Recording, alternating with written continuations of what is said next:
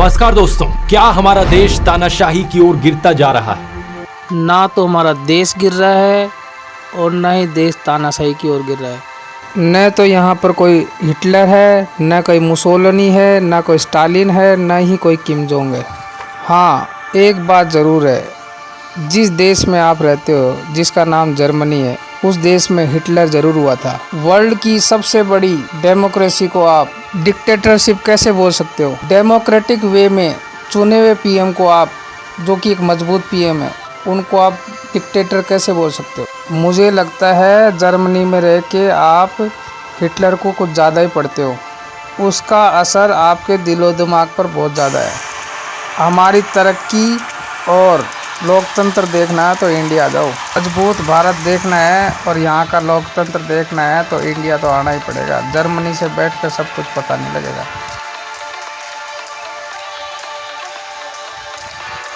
1 महीने पहले ये सवाल जब मैंने आप लोगों से पूछा था, 1-2 दिन पहले ही मैंने ये वीडियो देखा है। अब आपको जवाब भी मिलेगा और आपकी शंका का समाधान भी होगा। जाहिर सी बात है बहुत से लोगों को शॉकिंग लगा था, लेकिन किसी भी सच्चे देशभक्त के लिए जो सही मायनों में देश की परवाह करता है, उसके लिए सवाल बहुत जरूरी है। हम सब भारतीय देश की परवाह करते हैं और उनमें से मैं भी एक हूँ। आपकी हर बात का जवाब मिलेगा। लेकिन पिछले 1 महीने में जो कुछ हुआ है देश में, उसे देखकर तो यकीनन आपकी आंखें खुल जानी चाहिए।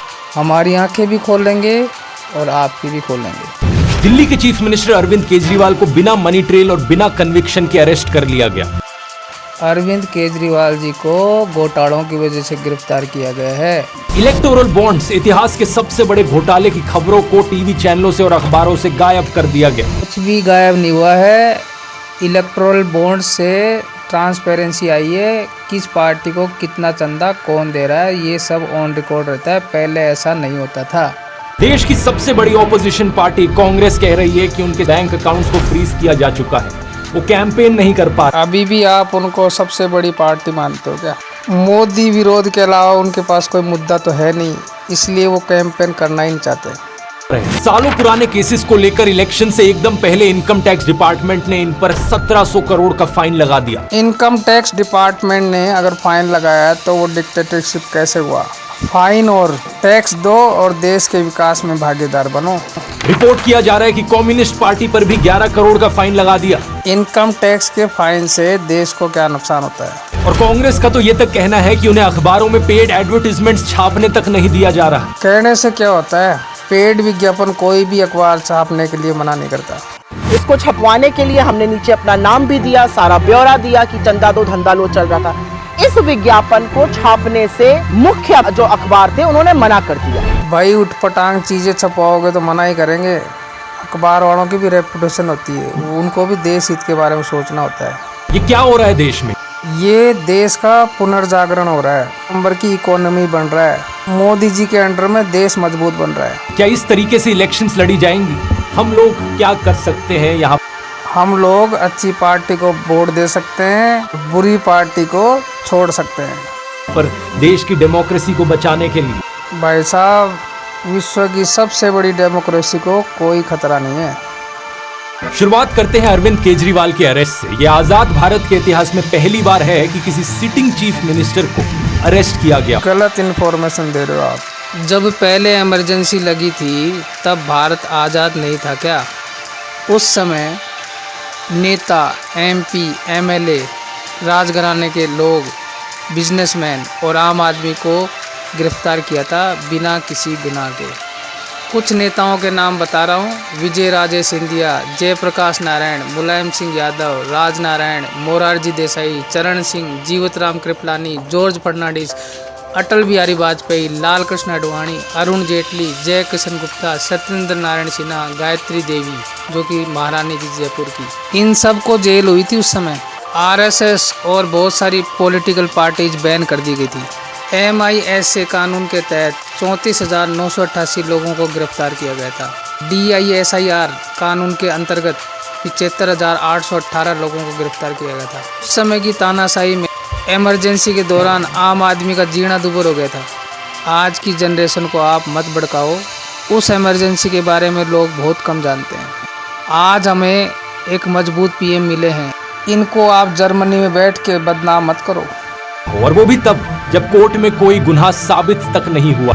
सही बात है। ये शराब घोटाला करने कोई भूत आया होगा या लिक्विड स्कैम करने कोई एलियन आया होगा। इनको तो ईडी ने फालतू में गिरफ्तार कर रखा है। इससे पहले दिल्ली के एजुकेशन मिनिस्टर मनीष सिसोदिया को अरेस्ट किया था, दिल्ली के हेल्थ मिनिस्टर सत्येंद्र जैन को अरेस्ट किया था, आम आदमी पार्टी के एमपी संजय सिंह को अरेस्ट किया था और ये सब लोग आज भी जेल में बंद हैं। अच्छे काम करते, दिल्ली का विकास करते, बढ़िया काम करते, जेल जाने की जरूरत नहीं पड़ती। मनीष सिसोदिया को 1 साल से ऊपर होने को हो रहा है और सत्येंद्र जैन को तो 2 साल होने को हो रहे हैं जेल में बंद रहे। गलत कामों के लिए तो जेल में जिंदगी भी बीत जाती है। 2 साल में इतनी टेंशन क्यों ले रहे हो? सबसे हैरानी की बात यह है कि इनमें से किसी का भी गुनाह कोर्ट में साबित नहीं हुआ है। ईडी का आरोप है कि आम आदमी पार्टी के लीडर्स को 100 करोड़ रुपए की रिश्वत दी गई। 100 करोड़ की रिश्वत हो या 1 करोड़ की, रिश्वत देना और लेना दोनों ही अपराध की श्रेणी में आते हैं। लेकिन पार्टी की पॉलिटिशियन आतिशी कहती है कि 2 साल से ईडी और सीबीआई इस केस को इन्वेस्टिगेट किए जा रहे हैं, 500 से ज्यादा रेड कर चुके हैं। घोटाले भी तो बड़े हैं, काम भी ज्यादा करना पड़ रहा है। 1000 से ज्यादा विटनेसेस ला चुके हैं, लेकिन अभी तक एक भी सबूत इन्हें नहीं मिला इस चीज का जो साबित कर पाए कि आम आदमी पार्टी या इनके मिनिस्टर्स ने कुछ गलत किया हो। आप ये कहना चाह रहे हो कि 1000 विटनेस चुपचाप जाके खड़े हो गए? देश की जनता को फायदा हुआ क्योंकि सरकार का रेवेन्यू बढ़ गया था इस पॉलिसी की वजह से। रेवेन्यू बढ़ गया था तो उसको विकास कार्यों में लगाते, इसको बाद में इस्तेमाल किया जा सकता स्कूल और अस्पताल बनाने के लिए। कहीं ऐसा तो नहीं है स्कूल कॉलेज बनाने की बजाय इनका सारा पैसा शीश महल में लग गया हो, जिसका इंटीरियर डेकोरेशन ही 52 करोड़ का है। 2018 में जो इस कानून में अमेंडमेंट करी गई थी मोदी सरकार के द्वारा, इसी 2018 की अमेंडमेंट में ईडी को और ताकत भी दे दी गई थी। ढंग से काम करने के लिए ताकत देनी पड़ती है। लेकिन बात सिर्फ इतनी सिंपल नहीं है दोस्त। अपराध करोगे तो जेल जाओगे, बहुत सिंपल है।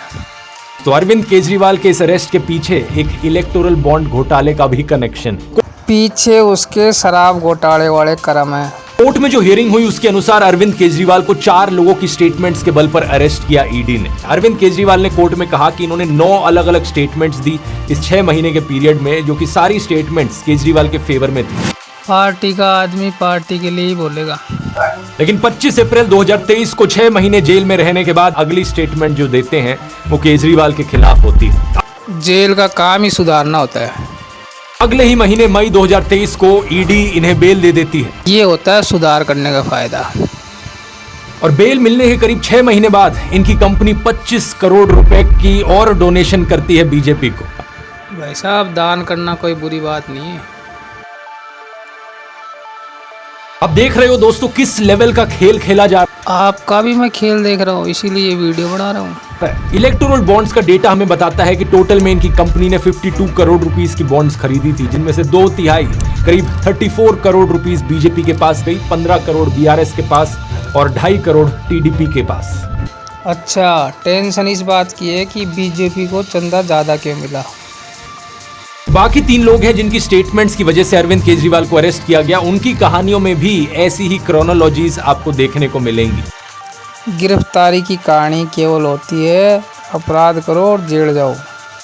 शायद यही कारण कि अरविंद केजरीवाल एक के बाद एक समन्स मिस किए जा रहे थे। समझदार मुख्यमंत्री को सम्मान मिस नहीं करना चाहिए था, ईडी को नहीं चढ़ाना चाहिए था। ईडी के, और उन्होंने ईडी के इन सारे समन्स को इलीगल ठहराया। सही बात है, घोटाले करो तो लीगल और ईडी सम्मन भेजे तो इलीगल। उनके अनुसार ईडी का मकसद सिर्फ और सिर्फ इन्हें किसी भी बहाने से अरेस्ट करना था। जिस शराब घोटाला बहाना थोड़ी होता है कि पार्टी को खत्म किया जा सके और दिल्ली और पंजाब की सरकारों को गिराया जा सके। किसी को नहीं गिराता, सब अपने कर्मों से गिर जाते हैं और सरकार गिराने का काम पब्लिक का है। 8 मिनट की ऑडियो रिकॉर्डिंग है इस केस की, जब अरविंद केजरीवाल खुद को कोर्ट में डिफेंड कर रहे थे। अगर आप वो सुनना चाहें तो उसका लिंक डिस्क्रिप्शन में है। अभी तो आपको झेलना ही मुश्किल हो रहा है। अरविंद केजरीवाल के अरेस्ट पर रिएक्ट करते हुए कांग्रेस पॉलिटिशियन राहुल गांधी ने कहा, डरा हुआ तानाशाह एक मरा हुआ लोकतंत्र बनाना चाहता है। आपकी चोरी पकड़ी गई, यहाँ से चुराया आपने हेडिंग। अब आइए बात समझ में। आप कांग्रेस और आम आदमी पार्टी के प्रवक्ता बनकर इस वीडियो को बना रहे हो। अपनी हकीकत अपने आप ही बता दी आपने। कांग्रेस पार्टी को यहां अलग तरीकों से खत्म करने की कोशिश करी जा रही है और ये कोशिश भी कई महीनों से जारी है। कांग्रेस अगर सबको साथ लेके चलती तो आज उसकी ये हालत नहीं होती। दोस्तों, अगर आप ध्रुव राठी के फ़ैन हैं तो आपने ये वीडियो ज़रूर देखे होंगे। Reality of emergency 1975, end of democracy, Kerala story drama, blackmail, India's biggest scam, Ladakh is dying और अभी का नया वाला डरा हुआ डिक्टेटर। जर्मनी में रहने वाला यूट्यूबर जिसका जन्म तो भारत में हुआ है लेकिन देश छोड़ के बैठा है, जिसका मुख्य मकसद भारत में कमियां ढूंढना और उसको बदनाम करना। लेकिन एक वीडियो ने मुझे उनके खिलाफ ही वीडियो बनाने पर विवश कर दिया। हालांकि मैं इतना बड़ा यूट्यूबर नहीं हूँ। ध्रुव राठी ने कहा कि अब इंडिया डिक्टेटरशिप की ओर बढ़ रहा है और हमारा लोकतंत्र खतरे में है और अभी कुछ नहीं किया गया तो बहुत देर हो जाएगी। हमारे ऊपर बहुत बड़ा खतरा मंडरा रहा है। तो एक जिम्मेदार नागरिक होने के नाते, एक स्वतंत्र देश के नागरिक होने के नाते, एक लोकतांत्रिक देश का नागरिक होने के नाते मैं भी कुछ अपने विचार प्रकट करना चाहता हूँ। उससे पहले ज़रा इनको सुनिए। ने एक पूरा वीडियो बनाया है इंदिरा गांधी की इमरजेंसी के ऊपर, बताया है कि कैसे वो डेमोक्रेसी के ऊपर एक काला धब्बा था। चलो, कुछ तो एक्सेप्ट किया। लेकिन कल की प्रॉब्लम्स गिनाकर आज की प्रॉब्लम्स ठीक नहीं हो जाएंगी। उस वक्त जो हुआ वो बहुत गलत था और इस वक्त जो हो रहा है वो भी बहुत गलत है। चलो, इन्होंने एक बात तो मानी कि इमरजेंसी गलत, लेकिन इनसे ये तो पूछो अब इमरजेंसी किसने लगा रखी है? अगर इमरजेंसी होती तो ये जेल में होते, जैसे उस समय इमरजेंसी के टाइम में थे। लोकतांत्रिक तरीके से चुनी हुई सरकार के खिलाफ वीडियो नहीं बना रहे होते। चलो आगे सुनते हैं। उस वक्त कुछ लोगों के बहादुर संघर्ष की वजह से डेमोक्रेसी को बचा लिया गया देश में, लेकिन आज कौन बचाएगा देश को? अरे भाई, मेरे देश में 140 करोड़ जनता है, सब बचा लेंगे। इस समय पूरी दुनिया भारत से डरती है। मीडिया को खरीदा जा चुका है। कितने में खरीदा, कब खरीदा और कौन कौन से मीडिया हाउस बिके हुए हैं, उन पर भी एक वीडियो बना लो। आगे फिर सुनते हैं। हर इंस्टीट्यूशन कॉम्प्रोमाइज हो चुका है। ऑपोजिशन लीडर्स का अरेस्ट किया जा चुका है। भाई मेरे, घोटाले करेंगे तो अरेस्ट ही होंगे, उनकी पूजा थोड़ी की जाएगी। बचा कौन? बचे हम लोग, देश के लोग। We the people of India, हम हैं आखिरी उम्मीद। यहाँ आपसे सहमत हूँ मैं, हम ही हैं आखिरी उम्मीद। We the people of India. आम आदमी भी इस पीपल ऑफ इंडिया में आता है। घोटाले वाले आम आदमी की बात नहीं कर रहा हूँ मैं, जो अभी इन दिनों जेल में है। जैसे इमरजेंसी के समय में लोगों ने भारी संख्या में अपनी आवाज उठाई थी और उसके बाद जो इलेक्शंस हुई उसमें इंदिरा गांधी को हरा दिया था। बिल्कुल सही बात है, गलत चीज के खिलाफ आवाज उठानी भी चाहिए। लेकिन आप क्या ये कहना चाहते हो कि जो नेता जेल में हैं घोटालों की वजह से, उनको गिरफ्तार न करके यूं ही खुले में रहने दें, चलने दें जो हो रहा है, उससे डेमोक्रेसी बच जाएगी? किसी को गिरफ्तार करना, वो भी गलत कामों के लिए या घोटालों के लिए, वो डेमोक्रेसी खतरे में पड़ना होता है? या फिर वो डिक्टेटरशिप कैसे हो सकती है? उसी जज्बे से आज देश की जनता को इस अनडिक्लेयर्ड इमरजेंसी के खिलाफ आवाज उठाने की जरूरत। अनडिक्लेयर्ड इमरजेंसी का नाम ही पहली बार सुना है मैंने तो। चलो, आज ज्ञान का इजाफा हुआ। आज से टाइप्स ऑफ इमरजेंसी में इसको भी जोड़ लेंगे। अगर आप भारत माता की जय कहते हो तो भारत माता को बचाने के लिए तैयार भी रहो। भारत माता की जय। जय हिंद। बिल्कुल तैयार हैं और हमेशा तैयार रहेंगे। लेकिन किसने अटैक कर दिया देश पे? देश के मुद्दे पर सब एक साथ। जर्मनी और ऑस्ट्रिया में रहने वाले व्यक्ति क्या समझे? अगर गांधी जी, भगत सिंह, नेताजी बोस की रिस्पेक्ट करते हो तो उनके जैसा जज्बा भी लेकर आओ। राष्ट्रवाद का तड़का, भाई जोश दिला दिया। इंकलाब जिंदाबाद। जो आजादी उन्होंने अपना खून पसीना बहाकर दिलवाई है, उस आजादी की रक्षा करना, इंडियन डेमोक्रेसी को बचाना हमारा धर्म है। भारत माता की जय। बिल्कुल आपने सही कहा, ये हमारा धर्म है आपके खिलाफ लड़ना। जर्मनी में बैठकर आप हमारे देश को बदनाम कर रहे हो और नई जनरेशन को गुमराह कर रहे हो। इस वीडियो को देखने वाला हर एक इंसान अब से अपने आप को लोकतंत्र का रक्षक समझे। ये जिम्मेदारी अब हम सबकी है। ध्रुव भाई साहब, मैंने आपकी बात मान ली है। अब देश का रक्षक बन के ही मैं इस वीडियो को बना रहा हूँ। बेसिक डिफरेंस इज, आपने यूट्यूब का गलत इस्तेमाल किया, मैं सही इस्तेमाल कर रहा हूँ। इस देश को हमें भी बचाना है। व्हाट्सएप चैनल भी है, वो सब ब्रॉडकास्टर्स की कैटेगरी में आएंगे। हर ब्रॉडकास्टर को सरकार के सामने जाकर रजिस्टर करना पड़ेगा और सरकार की एक सेंट्रल इवैल्यूएशन कमेटी होगी जिसको बहुत ज्यादा पावर्स दी गई हैं। ब्रॉडकास्टर्स का अगर रजिस्ट्रेशन गवर्नमेंट करती है तो उसमें उनका फायदा है, न कि नुकसान। हाँ, मन मर्जी पे लगाम जरूर लग जाती है। Except for specific programmes exempted by the government. इस कानून के तहत सरकार के पास ये भी पावर होगी कि बिना प्रायर नोटिस के वो यूट्यूबर्स की इक्विपमेंट को जाकर सीज कर ले। वैसा इक्विपमेंट तो छोटी मोटी चीज़ है, वो यूट्यूबर को जाके भी सीज कर सकती है। उपकरण तो खरीदे भी जा सकते हैं। तो एक बात तो पक्की है कि सोशल मीडिया पर भी लोगों की आवाज बंद करने की पूरी तरीके से कोशिश करी जा रही है। और जब मेरी आवाज फाइनली पूरी तरीके से बंद हो जाएगी तब क्या जवाब दोगे? तब ये जवाब देंगे, बुरे काम का बुरा नतीजा, क्यों भाई चाचा क्यों भतीजा। देश को बदनाम करने की कुछ तो सजा होनी चाहिए। तब क्या आर्ग्यूमेंट बचेगा? अरे कोई बोलने वाला ही नहीं बचा, इसका मतलब डेमोक्रेसी अच्छी चल रही है देश में। और इस गलत फहमी में मत रहना कि भाई मैं तो सरकार का सपोर्टर हूँ, मोदी सपोर्टर हूँ, मेरा कुछ नहीं जा रहा। वैसा हम तो आपके भी सपोर्टर थे और पूरा परिवार ही सपोर्टर था। हम तो सारे दिन आपके वीडियो देखते थे। लेकिन अब बात दूसरी है, अब मामला देश का आ गया और देश से बढ़कर कुछ नहीं होता। और मजे की बात यह है, और जोश भी आप नहीं दिलाया, गुरुजी की आगे सुनो। नहीं जा रहा। अगर देश डिक्टेटरशिप बन भी जाए तो भी मेरे लिए तो सब अच्छा चलता रहेगा। सोनम वांगचुक भी एक बार इस सरकार को सपोर्ट करते थे जब आर्टिकल 370 हटाया गया था। मेरे ख्याल से ये लद्दाख के लिए बहुत ही खुशी की बात है, उसकी हक थी वो उसे वापस मिला। धारा 370 हटने की खुशी में आपको भी एक वीडियो बना देना चाहिए। छोटी मोटी बातों की चिंता मत करो। लेकिन जब उनके एरिया में कोई प्रॉब्लम आई और उन्होंने अपनी आवाज उठाने की कोशिश करी, 21 दिन तक अनशन पर बैठने के बावजूद भी सरकार का मुंह नहीं खुला। डिक्टेटरशिप में एक डिक्टेटर सिर्फ अपने अहंकार, अपनी पावर, अपने पैसे से मतलब रखता है, उसे जनता की कोई फिक्र नहीं होती। अगर आपका इशारा प्रधानमंत्री मोदी जी की तरफ है तो न तो उनके पास पैसा है न ईगो है। हाँ, पीएम पद की पावर जरूर है, 100% लोकतांत्रिक तरीके से। मुझे लगता है जर्मनी में रह के आपने हिटलर को कुछ ज़्यादा ही पढ़ लिया। जैसी दृष्टि वैसी सृष्टि। बहुत से किसान भी सरकार के समर्थक थे, लेकिन जब उन्हें पता चला कि उन्हें अपनी मांगे रखने का अधिकार भी नहीं दिया जाएगा, सारा मीडिया उन्हें देशद्रोही करके बदनाम करेगा। अन्नदाता किसानों को किस मीडिया ने बदनाम किया? और सरकार ने तो उनकी सभी मांगे मान ली। पहले किसान कानून वापस ले लिए, उसके बाद वापस उन्हीं को लागू करवाने के लिए आंदोलन कर रहे हैं। तब उन्हें एहसास हुआ कि डिक्टेटरशिप का क्या मतलब हो सकता है। आप एक स्टूडेंट हो, पेपर लीक होता है, चुप बैठे रहो। भाई साहब, सबने आवाज़ उठाई है और ज़्यादातर पेपर लीक कराने वाले जेल में हैं। उदाहरण तो सही दो। बढ़ती महंगाई के खिलाफ आपको आवाज उठानी है, आवाज दबा दी जाएगी। दबानी पड़ेगी, बिना तथ्यों के बोलोगे तो। महंगाई भाई साहब 6.7 से 5.4 पे आ गई।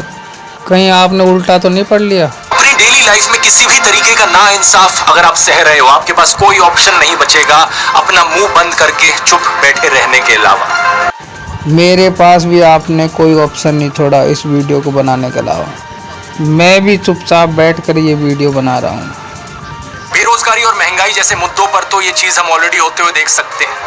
अगस्त 2023 में minister of state Jitendra Singh ने पार्लियामेंट को बताया कि 9,60,000 से ज्यादा सेंट्रल गवर्नमेंट जॉब्स वेकेंट पड़ी हैं। भाई साहब, उन्होंने तो ये भी बताया था कि 40 लाख सैंक्शन पोस्ट है, 30 लाख एम्प्लॉई हैं इस समय और 5 करोड़ 30 लाख प्राइवेट जॉब्स में है।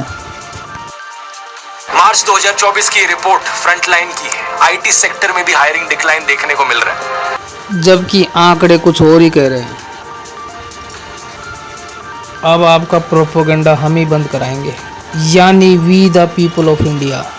मोदी को न रोका तो भारत बहुत शक्तिशाली हो जाएगा। न्यूयॉर्क टाइम्स के मुख्य संपादक जोसेफ होप की टिप्पणी।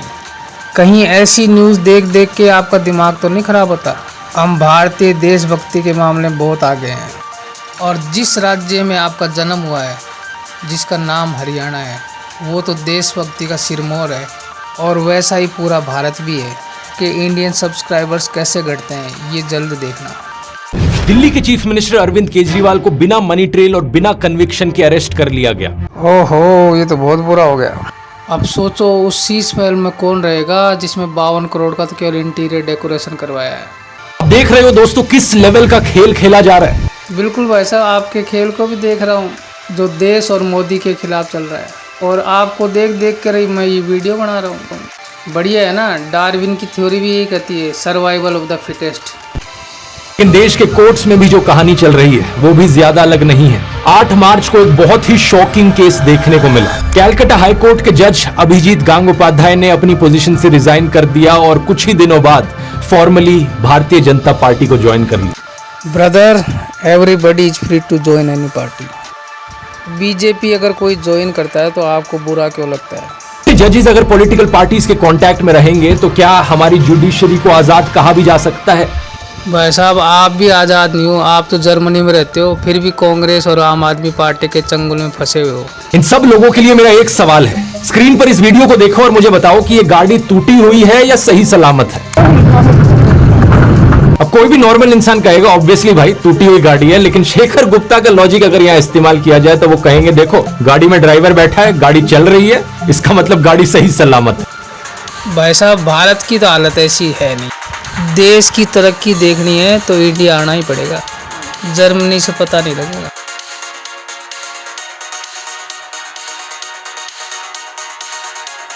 कोई सेंस है इस बात का? मेरा मुंह बंद नहीं हुआ अभी तक, इसकी खुशी मना रहे। और भाई साहब, दूसरे देश में रह के तो कोई भी कुछ भी कर सकता है। भारत में आके कोई पार्टी ज्वाइन कर लो।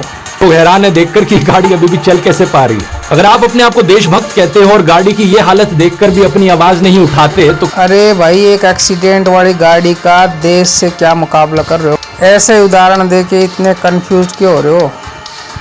भगवान आपको सद्बुद्धि दे। भारत माता की जय। जय हिंद। दोस्तों, अब काम इतना ही करना है आपको। इन भाई साहब को अनसब्सक्राइब करना है। ये जर्मनी के रहने वाले हैं, देश के खिलाफ एक प्रोपोगेंडा छेड़ रखा है, देश को बदनाम कर रहे हैं, मोदी जी को बदनाम कर रहे हैं और देशवासियों को बदनाम कर रहे हैं। अब देशवासियों पर है, वी द पीपल पर है कि हमें क्या करना है।